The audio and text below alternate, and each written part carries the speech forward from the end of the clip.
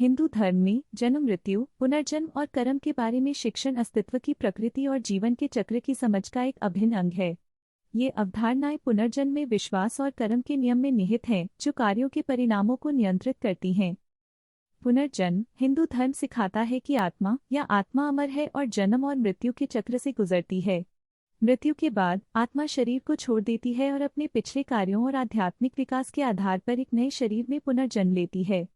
जन्म और मृत्यु की यह प्रक्रिया तब तक जारी रहती है जब तक आत्मा पुनर्जन्म के चक्र से मुक्ति या मोक्ष प्राप्त नहीं कर लेती और परमात्मा के साथ विलीन हो जाती है।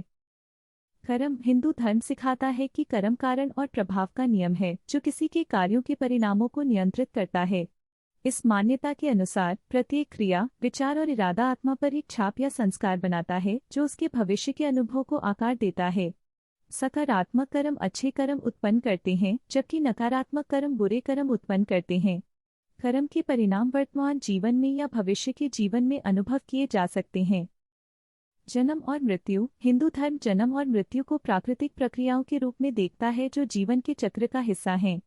जन्म को आत्मा के लिए आध्यात्मिक रूप से प्रगति करने और अपने कर्म ऋणों को पूरा करने के अवसर के रूप में देखा जाता है, जबकि मृत्यु को संचित कर्म के आधार पर अस्तित्व के दूसरे क्षेत्र में संक्रमण के रूप में देखा जाता है।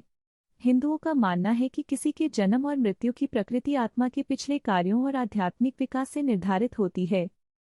कुल मिलाकर हिंदू धर्म में जन्म, मृत्यु, पुनर्जन्म और कर्म के बारे में शिक्षाएं क्रियाओं, परिणामों और आध्यात्मिक विकास की परस्पर संबद्धता पर जोर देती हैं और जीवन के चक्र और इससे मुक्ति की खोज को समझने के लिए एक रूपरेखा प्रदान करती हैं।